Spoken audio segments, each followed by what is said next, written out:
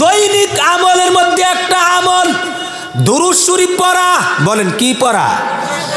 একজন নারী পুরুষ বেশি বেশি দুরূদ পড়বে, প্রতিদিন দুরূদ পড়বে, বারবার দুরূদ পড়বে। দুরূদ পড়লে লাভ কি? খেয়াল করে শুনুন।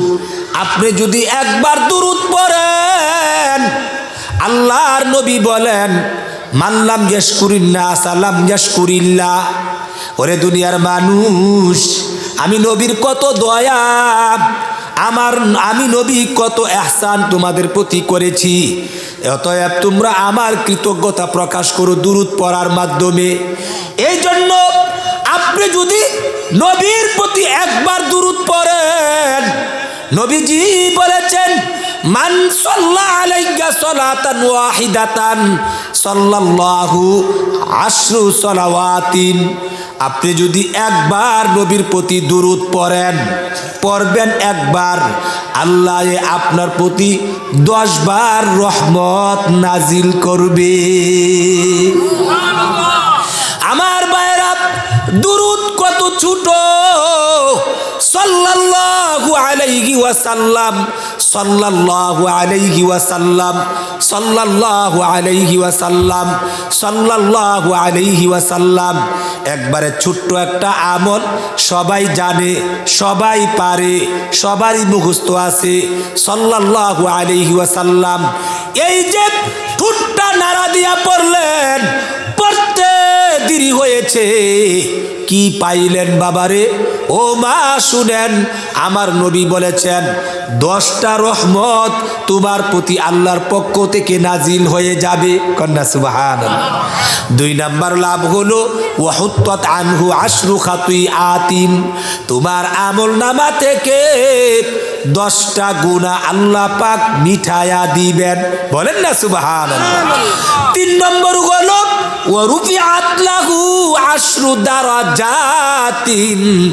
দুরূদ পড়ার আগে তোমার মর্যাদা পজিশন আল্লাহর কাছাকাছি যেই স্তরে ছিল, দুরূদরা পড়ার সাথে সাথে আরো 10 ধাপ আল্লাহর কাছাকাছি বেলায়েতুল স্তরে তুমি পৌঁছে গেছো। কন্যা সুবহানাল্লাহ। 4 নম্বর হলো ওয়াকুতিবাত লাহু আশরু হাসানাতিন। ওরে বান্দা, তুমি যদি একবার দুরূদ পড়ো, একবার পড়তে দেরি হবে, তোমার আমল নামার মধ্যে 10টা নেকি দিয়া দিবে। 5 নম্বর লাভ হলো, তুমি যদি একবার দুরূদ পড়ো, আল্লাহর নবী বলেন দুরূদের কত লাভ, দুরূদের কত লাভ। নবীজি বলেছেন আউলাবি আকসারুন, আল্লাহর নবী বলেছেন আউলাবি ইয়াউমাল কিয়ামা, কিয়ামতের দিবসে আমার অতি নিকটে ওই সমস্ত লোকেরা থাকবে, আকসারুহুম আলাইয়া সালাতান আকরাবুহুম ইলাইয়া। এই পৃথিবীতে যে যত বেশি দুরূদ পড়বে, ওই ব্যক্তি মরণের পরে নবীর কাছাকাছি তত জান্নাতে থাকবে। কন্যা সুবহানাল্লাহ। যে যত বেশি দুরূদ পড়বে, সাল্লাল্লাহু আলাইহি ওয়াসাল্লাম, সাল্লাল্লাহু আলাইহি ওয়াসাল্লাম, সাল্লাল্লাহু আলাইহি ওয়াসাল্লাম, এই দুরূদরা যত পড়বেন, যত বেশি পড়বেন, আল্লাহ নবী বলেন মৃত্যুর সাথে সাথে তত আমি নবীর কাছাকাছি জান্নাতে একসঙ্গে বসবাস করবে। কন্যা সুবহানাল্লাহ। শুধু তাই না, আপনি যদি দুরূদ পড়েন, আল্লাহর নবী বলেন আসসালাতু আলান নবী সাল্লাল্লাহু আলাইহি ওয়াসাল্লাম তাদরুকুর রাজুলা ওয়া ওয়ালাদাহু ওয়া ওয়ালাদা ওয়ালাদি। আপনি যদি দুরূদ পড়েন, আল্লাহর নবী বলেন যিনি দুরূদ পড়েছেন তার উপর এবং তার সন্তানাদির উপর এবং তার সন্তানের সন্তানাদির উপর বংশ পরম্পরায় আল্লাহ পাকের রহমত বর্ষিত হবে।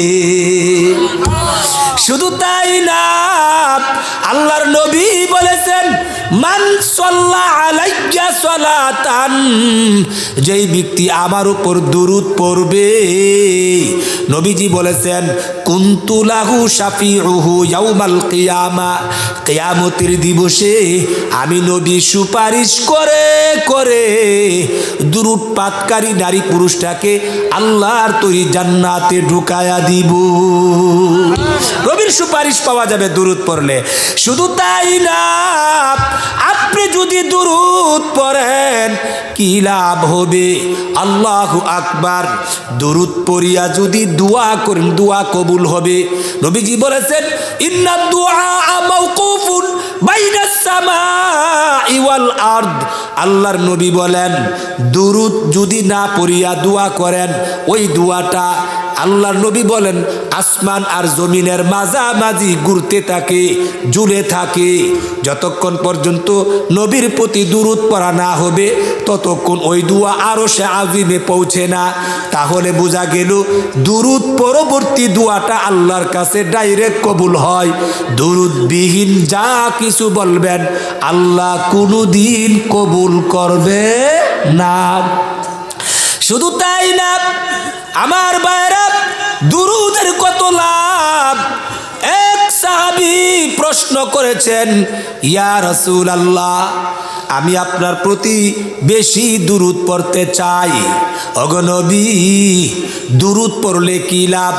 আল্লাহর নবী বলেছেন মান সাররাহু আইয়ালকাল্লাহ রাদিয়ান, যেই ব্যক্তি আল্লাহকে তার প্রতি রাজি থাকুক এইটা যদি চায়, এতে যদি সে খুশি হয়, ফালইউকসিরুস সালাতা আলাইয়া, সে যেন আমি নবীর প্রতি বেশি বেশি দুরূদ পড়ে। তাহলে বোঝা গেল দুরূদ পাঠ করলে আল্লাহও তার প্রতি সন্তুষ্টি হয়ে যায়। কন্যা সুবহানাল্লাহ। দুরূদের 10 নাম্বার লাভ হলো, আল্লাহর নবীকে এক সাহাবী প্রশ্ন করলেন ইয়া রাসূলুল্লাহ, আমি আপনার প্রতি ফরজ ওয়াজিব সুন্নতে মুআক্কাদা এই আমলগুলি করি, কিন্তু অন্য কোনো নফল আমল করি না। কিন্তু আমি আমার সময়টাকে নফল আমল যে করব এর মধ্যে আমার সময়টাকে 3 ভাগ করিয়া এর মধ্যে 1 ভাগ আপনার উপর দুরূদ পড়ার আমল করি। মনে করেন ফরজ ওয়াজিব সুন্নতে মুআক্কাদা এই নামাজ রোজা এই আমলগুলি করার পরে যেই সময়টা থাকে 3 ভাগ করিয়া 1 ভাগ আমি শুধু নেক দুরূদ শরীফ পড়ি। নবীজিকে বলছেন ইয়া রাসূলুল্লাহ, আমি আর কি করব? নবী বলছেন কালা মা শিতা, তোমার মনে যা চাই তা পড়ো, ফা ইন জিদিতা ফাহুয়া খাইরুল লাকা, তুমি যদি দুরূদ আরো বাড়িয়ে পড়ো তাহলে তোমার জন্য আরো বেশি ভালো হবে। কন্যা সুবহানাল্লাহ।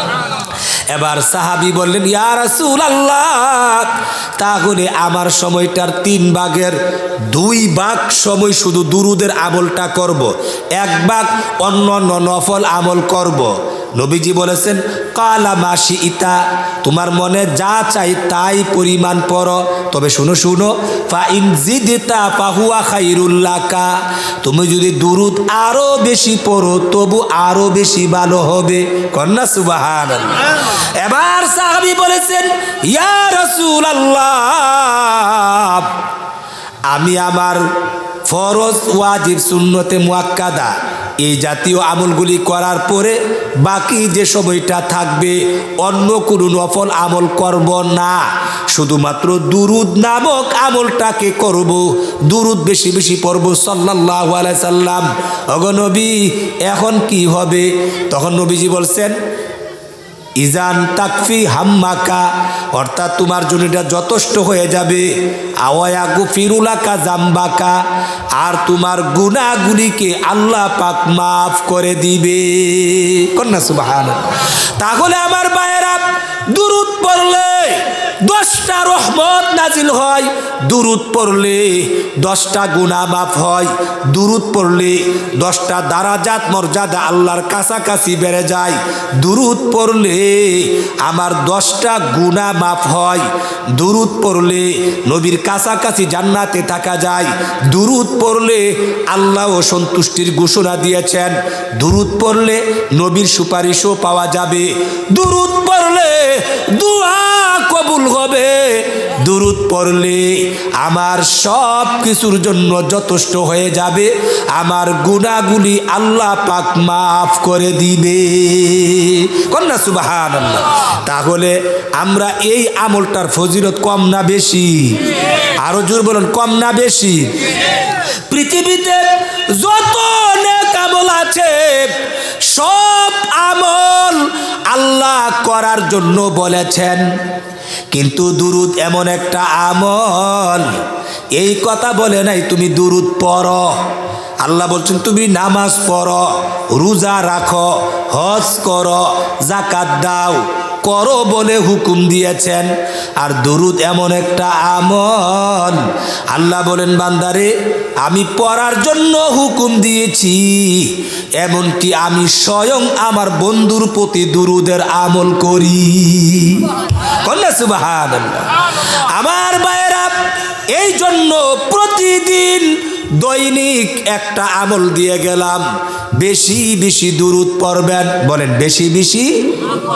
2 নাম্বার আমল হলো সাপ্তাহিক আমল আছে, যেমন সামনে জুমা আসবে একদিন পরে, জুমার দিনে আল্লাহ আমাদেরকে একটা বিশেষ আমল দিয়েছেন, খেয়াল করে শুনুন। এতক্ষণ দিলাম দৈনিক একটা আমল দিয়ে গেলাম, দৈনিক কি আমল দিয়ে গেলাম? নাম কি তার? দুরূদ। নাম কি? নাম কি? দুরূদ বেশি বেশি পড়বেন। পড়লে লাভ কয়টা? 10টা লাভ হাদিস থেকে শোনায়া গেলাম। দরকার আছে না নাই?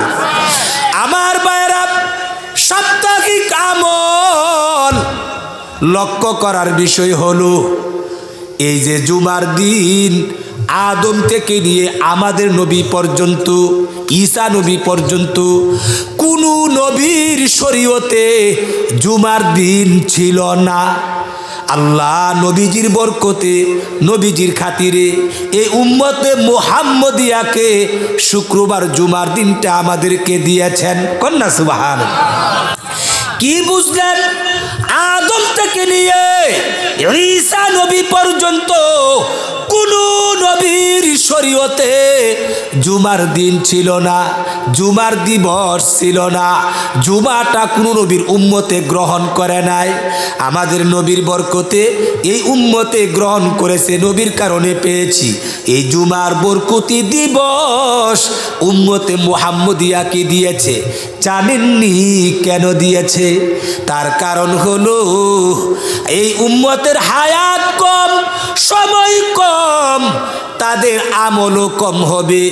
আয়াত যে পাঠ করেছি, আয়াতের মধ্যে আল্লাহ বলেছেন পৃথিবীর মধ্যে যে যত আমল করবে, আমল অনুপাতে জান্নাতরা সে তত বড় পাবে, আমল অনুপাতে জান্নাতের উন্নত মানের জান্নাতরা সে পাবে, আমল অনুপাতে জান্নাতের নাজ নিয়ামতগুলি পাবে, আমল অনুপাতে তাড়াতাড়ি জান্নাতে যাবে। এবার নবীজি চিন্তায় পড়ে গেলেন, হায়রে আমার উম্মতের 60 থেকে 70 বছরের হায়াত, মাত্র গড়ে গিয়া 65 বছর। হায়াত কম, সময় কম, এবাদত কম। এবাদত কম হওয়ার কারণে আমার উম্মতগুলি তো তাড়াতাড়ি জান্নাতে যাইতে পারবে না। আমল কম হওয়ার কারণে বড় জান্নাতে যাইতে পারবে না। আমল কম হওয়ার কারণে উন্নত মানের নাজ নিয়ামতও পাবে না। আমল কম হওয়ার কারণে উন্নত মানের জান্নাতে যাইতে পারবে না। নবীজি পেরেশান হয়ে গেলেন। এবার নবীকে বলেন, ওগো নবী, আপনার উম্মতকে আমি জুমা দিয়েছি, আপনার উম্মতগুলা যদি জুমার দিনে কয়েকটা কাজ করতে পারে তাহলে সময় কম, মেহনত কম, খরচ কম, কিন্তু আমলের সওয়াবের পাহাড় দেওয়া হবে। কন্যা সুবহানাল্লাহ।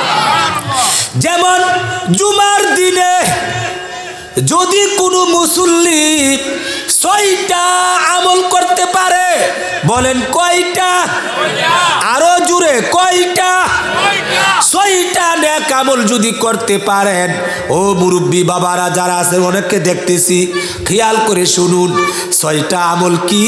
1 নাম্বার, জুমার দিনে উত্তমভাবে যদি আপনি গোসল করেন, জুমার দিনে আপনি উত্তমভাবে যদি পরিপাটি হইয়া গোসল করেন, এর মানে হলো নখ কাটবেন, বগলের নিচে নাভির নিচের অবাঞ্ছিত পশমগুলো কেটে সেটে পরিষ্কার করবেন, উত্তমভাবে ডলে মেজে ভালোভাবে যদি গোসল করেন। 1 নাম্বার সুন্নত। মনে রাখবেন, জেনে রাখবেন, এমনি সপ্তাহের প্রতিদিন গোসল করা এটা কোনো সুন্নত না। কোনো ব্যক্তি যদি প্রতিদিন গোসল করে, এটা তার ব্যক্তিগত ব্যাপার, শরীরের আরামের জন্য, ময়লা আবর্জনা দূর করার জন্য, এটা তার ব্যাপার। কিন্তু আমার ভাইয়েরা, প্রতিদিন গোসল করা এটা কোনো সুন্নত না, এটা মানুষের শরীরের সাথে সামঞ্জস্য, যার যতটুকু প্রয়োজন। কেউ যদি 3 দিন পর পর গোসল করে, এই জন্য তার গুনাহ হবে না। কেউ যদি 1 দিন পর পর গোসল করে, এই জন্য তার গুনাহ হবে না। কিন্তু শুক্রবারে জুমার দিনে গোসল করা, এটা হলো উম্মতের জন্য একটা সুন্নত আমল। কন্যা সুবহানাল্লাহ। সারা সপ্তাহ না করলেও কোনো অসুবিধা নাই, কিন্তু শুক্রবারে গোসল করা এটা হলো শুক্রবারের একটা সুন্নত আমল। তাহলে 1 নাম্বার, উত্তমভাবে ভালোভাবে গোসল করা। 2 নাম্বার, ওয়াক্ত হওয়ার সাথে সাথে মসজিদে চলে যাওয়া। এমন না মুয়াজ্জিন আজান দিবে, এরপরে আপনি গোসল করবেন, আস্তে আস্তে আপনি মসজিদে যাবেন, বিষয়টা এমন না। ওয়াক্ত হওয়ার সাথে সাথে মসজিদে চলে যাবেন।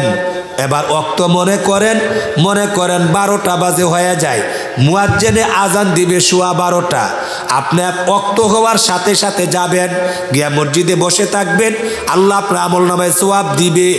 জুমার দিনের সুন্নত হলো ওয়াক্ত হওয়ার সাথে সাথে দেরি না করে মসজিদে আগে আগে চলে যাওয়া।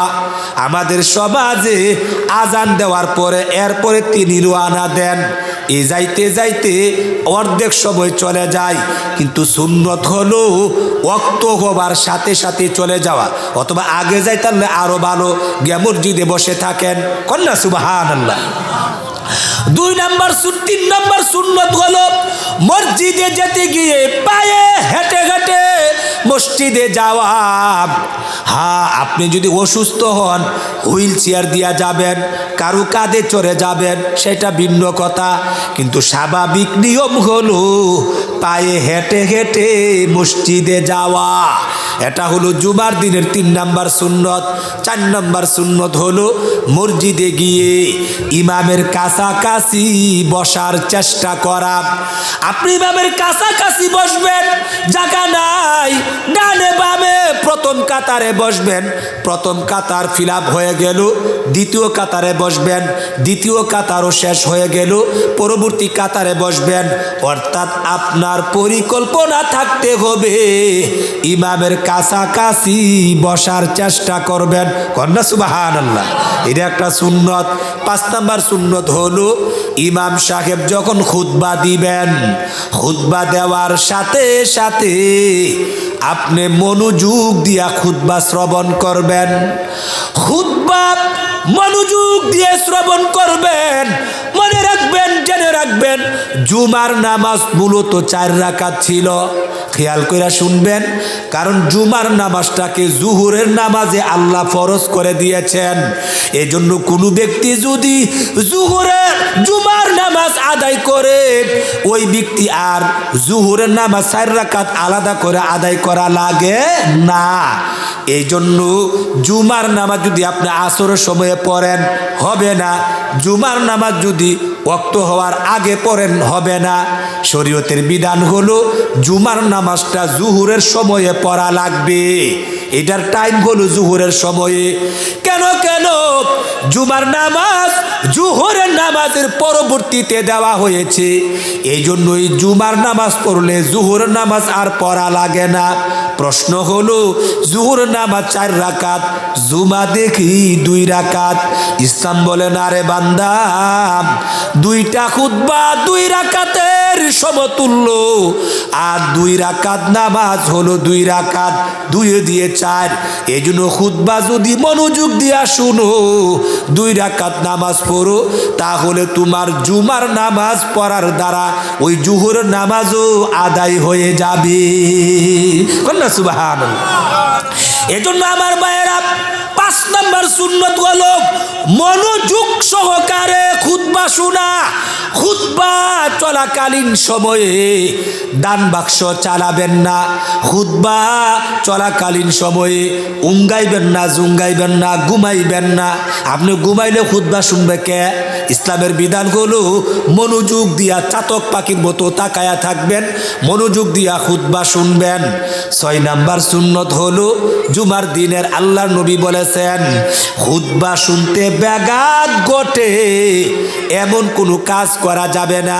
এর মানে হলো আপনি খুতবা শুনতে ব্যাঘাত ঘটে, আপনি মনে করেন এক লোকে বাচ্চা কথা বলছে আর 2 জন ফটর বটর করে, আপনি যদি এই কথা বলেন খুতবা চলাকালীন সময়ে, চুপ কর, আল্লাহ বলেন না এইটাও তুমি বলতে পারবা না।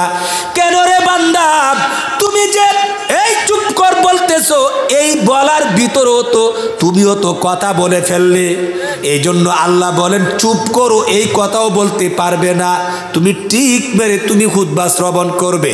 এবার বুঝে থাকলে বলুন, জুমার দিনের বিশেষ সুন্নত কয়টা? 6টা। কয়টা? 1 নাম্বার উত্তমভাবে ভালোভাবে গোসল করা। 2 নাম্বার ওয়াক্ত হওয়ার সাথে সাথে আগে আগে মসজিদে চলে যাওয়া। 3 নাম্বার যেতে গিয়ে পায়ে হেঁটে হেঁটে মসজিদে যাওয়া। 4 নম্বর ইমামের কাছাকাছি বসার চেষ্টা করা। 5 নম্বর মনোযোগ সহকারে খুতবা শ্রবণ করা। 6 নম্বর খুতবা শুনতে ব্যাঘাত ঘটে এমন কোনো কাজ না করা। এবার শুনেন, তিরমিজি শরীফ, আবু দাউদ শরীফ, ইবনু মাজাহ, নাসাই শরীফ, এই 4 কিতাবের মধ্যে আছে, মেশকাতের মধ্যেও আছে। আউস ইবনে আউস আস-সাকাফি থেকে বর্ণিত, তিনি বলেন নবীজি বলেছেন এই 6টা সুন্নত যদি জুমার দিনে কোনো আল্লাহর বান্দা আমল করতে পারে, তাহলে ওই লোকটার আমল নামার মধ্যে বাড়ি থেকে জুমার মসজিদে যেতে গিয়ে যত কদম দিবে, যত কাইক বুঝেননি, যত কদম দিবে, প্রতি কদমের বিনিময়ে আল্লাহর নবী বলেন প্রতি কদমের বিনিময়ে 1000 নফল রাকাত নামাজের, আর প্রতি কদমের বিনিময়ে 1 বছর নফল নামাজ পড়ার, 1 বছর নফল রোজা রাখার সমপরিমাণ সওয়াব তার প্রতি কদমে কদমে আল্লাহ তাকে দান করে দিবে। আরো জোরে বলেন সুবহানাল্লাহ। আমার ভাইয়েরা এবার খেয়াল করে শুনুন, পরিষ্কার সিহাসিত্তার 4 কিতাবে তিরমিজি শরীফ, আবু দাউদ শরীফ, নাসাই শরীফ, ইবনু মাজাহ শরীফ, মেশকাতের মধ্যে হাদিসটা আছে। কার থেকে বর্ণিত? আউস ইবনে আউস আস-সাকাফি রাদিয়াল্লাহু আনহু থেকে বর্ণিত। তিনি বলেন নবীজি বলেছেন এই 6টা সুন্নত যদি উম্মত আমল করতে পারো, তোমার বাসা থেকে, কামরা থেকে, গুরফা থেকে মসজিদে যেতে গিয়ে যত কদম লাগবে প্রতি কদমের বিনিময়ে, প্রত্যেকটা কদম বকদমের বিনিময়ে 1 বছর নফল নামাজ পড়লে যেই সওয়াব হবে রে উম্মত, 1 বছর নফল রোজা লাগাতার রাখলে যেই সওয়াব হবে রে উম্মত, তার সম পরিমাণ সওয়াব তোমার আমল নামার মধ্যে দেওয়া হবে। আমার ভাইয়েরা খেয়াল করে শুনুন, এবার আপনার বাড়ি থেকে যদি মসজিদে যেতে গিয়ে 50টা কদম লাগে, অনেকের তো আরো বেশিও লাগতে পারে, কথা ঠিক না বেটি? তাহলে 50টাই হিসাব কইরা ধরেন, 50টা যদি কদম লাগে, এবার খেয়াল করে শুনুন, আপনার প্রতি মাসে হলো 4টা জুমা, বছরে হলো 4 12 48টা জুমা। তাহলে আপনি 48টা জুমা পাইলেন। মনে করেন আপনি 70 বছর হায়াত পাইলেন, 15 বছর নাবালেগ থাকার কারণে বিয়োগ দিয়া দেন, হাতে থাকে 55 বছর। আপনি যদি শুধু জুমার এই সুন্নতগুলা প্রতি সপ্তাহ বুদ্ধি করে আকল খাটায়া কাজ করেন, নবীজি বলেছেন উম্মত রে, তুমি 55 বছর যদি এইভাবে আমলটা করো, জুমার দিনটা খেয়াল করে আমলটা করো, তাহলে 55কে 48 দিয়া পূরণ দিবেন। বছরে 55টা কি আপনার 55 বছর আপনি হায়াত পাইলেন। প্রতি বছরে যদি 48টা জুমা হয়, 48 50 দিয়া গুণ দিলে গুণফল দাঁড়াবে 2640টা জুমা। এবার তোমার জীবনে 2640টা জুমা 55 বছরের হায়াতে তুমি আদায় করেছ। এবার তুমি এই সংখ্যাটাকে বাড়ি থেকে মসজিদ পর্যন্ত 50টা কদম যে দিছ, এর সাথে গুণ দাও, তো গুণফল দাঁড়াবে 1,32,000 বছর। অতএব দাঁড়ায়া গেল, তুমি যদি শুধুমাত্র জুমার দিনের 6টা সুন্নত খেয়াল করে আমল করতে পারো, তাহলে 1,32,000 বছর ধারাবাহিক নফল নামাজ পড়লে যেই সওয়াব হবে, 1,32,000 বছর নফল রোজা রাখলে যেই সওয়াব হবে, তার সম পরিমাণ সওয়াব তোমার আমল নামার মধ্যে দেওয়া হবে। তাহলে এই আমলটা প্রতি সপ্তাহে আগে দিলাম দৈনিক দুরুদের আমল, আর আজকে এখন দিলাম কি আপনার প্রতি সপ্তাহে জুমারে 6টা সুন্নত আমল করতে পারবেন তো ইনশাআল্লাহ? আরো জোরে বলেন, পারবেন তো ইনশাআল্লাহ? 6টা সুন্নত আমল করবেন। সময় শেষ আমার ভাইরা, রাত্র গভীর হয়ে যাচ্ছে। আর প্রতি মাসে একটা আমলের কথা বলি, সেটা হলো আল্লাহর নবী বলেন প্রতি মাসে আইয়ামে বিদের রোজা সালাসাতু শাহরিন, নবীজি বলেছেন প্রতি মাসের মধ্যে যেই ব্যক্তি 3টা রোজা রাখবে, কথাটা খেয়াল করে শুনুন, আইয়ামে বিদের রোজা অর্থাৎ প্রতি চাঁদের হিসাবে 13 তারিখ, 14 তারিখ, 15 তারিখ, এই 3 দিনের রোজা যদি রাখেন, রোজার ব্যাপারে নবীজি বলেছেন আইয়ামে বিদের রোজা যদি রাখেন কাসিয়ামিদ দাহার, তাহলে আপনি সারা বছর রোজা রাখার সওয়াব আপনার আমল নামার মধ্যে দেওয়া হবে। আমার ভাইরা, প্রতি মাসে আল্লাহর নবী কোনদিন এই আইয়ামে বিদের রোজা সফরের মধ্যে, হজরের মধ্যে কোনোদিন ভাঙতেন না। প্রতি মাসের 3 দিনের রোজাকে আল্লাহর নবী রাখতেন। ইবনে আব্বাস থেকে বর্ণিত, তিনি বলেন আল্লাহর নবী সব সময় এই 3টা রোজা রাখতেন। নবীজি বলেছেন তুমি যদি প্রতি মাসে 3টা রোজা রাখো, 3 12 36টা, অর্থাৎ তোমার যদি প্রতি মাসে 3টা রাখো, 12 মাসে 36টা রোজা রাখা হবে। নবীজি বলেছেন উম্মত রে, আদম থেকে নিয়ে ঈসা নবী পর্যন্ত সমস্ত নবীর শরীয়তে কেউ যদি একটা নেক আমল করত, একটাই তাকে সওয়াব দেওয়া হতো।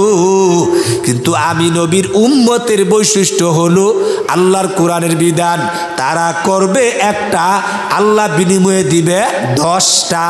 অতএব 36কে 10 দিয়ে পূরণ দিলে 360 দিন। অতএব কেমন যেন প্রতি মাসে 3 দিন করে রোজা রাখলে আল্লাহ নবী বলেন কাসিয়ামুদ দাহার, সারা বছর রোজা রাখলে যেই পরিমাণ সওয়াব হবে তার সম পরিমাণ সওয়াব আল্লাহ আপনার আমল নামার মধ্যে দেওয়া হবে। সুবহানাল্লাহ। তাহলে প্রতি মাসে 3 দিন করে রোজা রাখবো, পারবো তো ইনশাআল্লাহ?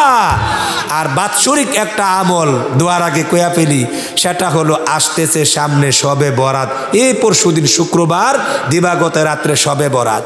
আমার ভাইয়েরা, প্রতি বছরে আল্লাহ কিছু সুযোগ দিয়েছেন। লাইলাতুল কদর, লাইলাতুল বারাআত, এই যে লাইলাতুল বারাআতের রাত্রে কি ফজিলত, আল্লাহর নবী হাদিস শরীফের মধ্যে বলেন, ইন্নাল্লাহা লা ইয়াত্তালিউ ফি লাইলাতিন নিসফি মিন শাবান ফায়াগফিরু লিজামিই খালকিহি ইল্লা লিমুশরিকিন আও মুশাহিনিন। নবীজি বলেছেন 14 তারিখ দিবাগত রাত্রে অর্থাৎ শবে বরাতের রাত্রি আল্লাহ প্রথম আকাশের মধ্যে মনোনিবেশ করেন। নবীজি বলেছেন ফায়াগফিরু লিজামিই খালকিহি, সমস্ত মখলুকাতকে আল্লাহ পাক মাফ করে দেয়। কন্যা সুবহানাল্লাহ। ইল্লা লিমুশরিকিন, মুশরিকদেরকে মাফ করে না, হিংসুকদেরকে আল্লাহ মাফ করে না। আর এক হাদিসে নবীজি বলেছেন বনু কালেব গোত্রের বকরির গায়ে যেই পরিমাণ পশম, নবীজি বলেছেন ওই পশমের চেয়েও বেশি মানুষকে এই রাতের বরকতে আল্লাহ অটোমেটিকলি মাফ করে দেয়। এজন্য আমার মায়েরা, লাইলাতুন নিসফি মিন শাবান শবে বরাতের 14 তারিখের দিবাগত রাত্রে সূর্য ডুবার পর থেকে নিয়ে ফজরের আগ পর্যন্ত সারা রাত্র ইবাদতে কাটিয়ে দিবেন। বলেন কি করবেন? কাটিয়ে দিবেন। ইবাদতরা কেমনে করবেন? ইবাদতরা নফল নামাজের দ্বারা পড়বেন, উমরি কাজাগুলো আদায় করবেন। দ্বিতীয়ত কোরআন শরীফ তেলাওয়াত করবেন, জিকির আজকার তসবিহ তাহলিল ইত্যাদি পাঠ করে সময়টা কাটাবেন। ভালো লাগে না, প্রয়োজনে 1 ঘন্টা ঘুমাবেন আরামের জন্য, এটাও একটা কি ইবাদত। আবার ঘুম থেকে উঠে আবারও বন্দেগী করবেন। এক কথায় এশা মাগরিবের নামাজ জমাতে পড়বেন, এশা জমাতে পড়বেন, ফজরও জমাতে পড়বেন। সারা রাত্র বৈধ ইবাদতগুলো আপনি করবেন, ইবাদতে কাটিয়ে দিবেন। আশা করা যায় আল্লাহ অসংখ্য অগণিত মানুষকে মাফ করে দিবে, হয়তোবা আপনাকেও আল্লাহ পাপ মাফ করে দিতে পারেন। সুবহানাল্লাহ। তাহলে বাৎসরিক কিছু অফার আল্লাহ দিয়েছেন। এই যে লাইলাতুল বরাআত আসছে, 4টা আমল, কিছু দৈনিক আমল, দুরুদের কথা বললাম, সাপ্তাহিক আমল, জুমার দিনের 6টা সুন্নতের কথা বললাম, মাসিক আমল, প্রতি মাসে 3টা রোজার কথা বললাম, বাৎসরিক আমল আসতেছে শবে বরাত। এই বাৎসরে একটা আমল সারা রাত্র ইবাদতে কাটিয়ে দিবেন। পারবেন তো ইনশাআল্লাহ? মনে রাখবেন, জেনে রাখবেন, ইমানের বদৌলতে জান্নাতে যাবেন, আর ফরজ ওয়াজিব সুন্নতে মুআক্কাদার বদৌলতে মরণের সাথে সাথে তাড়াতাড়ি জান্নাতে যাবেন। আর এই নফল আমলগুলির বদৌলতে যে যত নফল আমল করবেন সে তত বড় জান্নাত পাবেন, তত উন্নত মানের জান্নাত পাবেন, তত তাড়াতাড়ি জান্নাতে যাবেন, তত জান্নাতের উন্নত মানের নাজ নিয়ামত পাবেন। এই জন্য আমার আয়াতের মধ্যে আল্লাহ বলেছেন লিকুল্লিন দারাজাতুম মিম্মা আমিলু, প্রত্যেক ব্যক্তির জন্য রয়েছে পরকালে পজিশন, মর্যাদা, পৃথিবীতে সে যেই পরিমাণ আমল করেছে আমল অনুপাতে। এই জন্য আমল ছাড়া বিকল্প কোনো রাস্তা নাই। আল্লাহ পাক আমাদেরকে পরিপূর্ণ ইমানদার এবং আমলদার হওয়ার তৌফিক দান করুক। সকলেই বলি আমিন। ওয়া আখিরু দাওয়ানা আনিল হামদুলিল্লাহি রাব্বিল আলামিন। দুরূদ শরীফ পড়েন। সাল্লাল্লাহু আলাইহি ওয়াসাল্লাম, সাল্লাল্লাহু আলাইহি ওয়াসাল্লাম। জাযাল্লাহু আন্না মুহাম্মাদাম মা হুয়া আহলুহু। আল্লাহুম্মা সাল্লি আলা মুহাম্মাদিন নাবিয়্যিল উম্মিয়্যি ওয়া আলা আলিহি ওয়া সাল্লিম তাসলিমা। প্রবাসী আলহামদুলিল্লাহি রাব্বিল আলামিন। রব্বানা যালামনা আনফুসানা ওয়া ইল্লাম তাগফির লানা ওয়া তারহামনা লানাকুনান্না মিনাল খাসিরিন। রব্বানা আতিনা ফিদ দুনিয়া